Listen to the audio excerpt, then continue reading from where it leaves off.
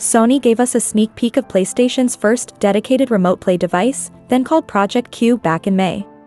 It's now provided more details and announced that the device, renamed Portal, will launch later this year. The PlayStation Portal is designed to put the PS5 experience in the palm of your hand, using the PS5's remote play feature to stream games from your console over Wi-Fi. Because it uses remote play, everything, home screen, account, trophies, progress, appears on the Portal as it would on your TV, and you're able to easily swap between games or run another PS5 app without having to quit and reconnect like you would with cloud gaming. The reliance on Wi-Fi may cause issues if you don't have a strong connection, and latency may become an issue if that connection is tested in any way. The Portal's attractive-looking 8-inch LCD screen provides 1080p resolution at 60 frames per second. As far as handheld devices go, the screen does the job, but it lacks some of the features of other handheld devices. The device's controls have the same features as the DualSense wireless controller, haptic feedback, adaptive triggers and touchpad, although the light bar is absent, which is not a huge concern. There's a USB-C port for charging, a 3.5mm jack for wired headphones, and a small pair of speaker grills if you don't want to use headphones. Downsides? There are a few.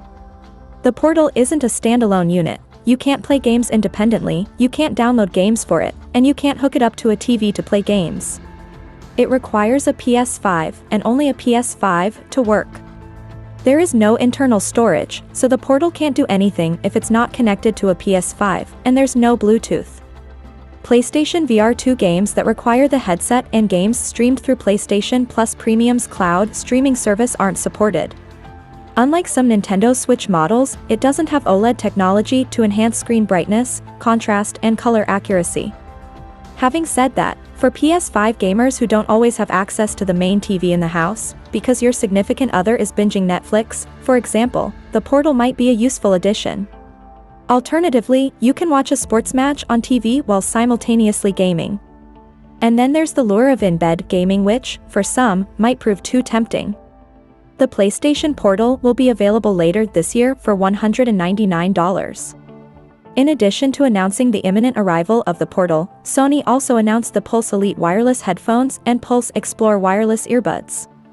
The Pulse Elite offers lossless audio and comes with a retractable boom mic and AI-enhanced noise rejection that's capable of filtering background noise.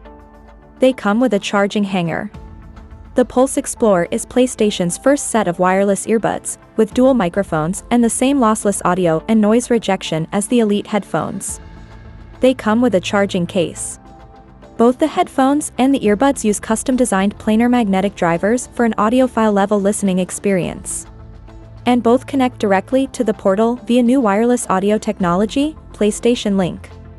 The Pulse Elite and Pulse Explore can simultaneously connect to a Link-supported device, PS5, PC, Mac, PS Portal, and a Bluetooth-supported device. For example, Pulse Explore can be connected to the PS5 using PlayStation Link, and also to a smartphone via Bluetooth so gamers can instantly answer a call and hear it through their earbuds. The Pulse Elite will be available for $149 US, and the Pulse Explore will sell for $199.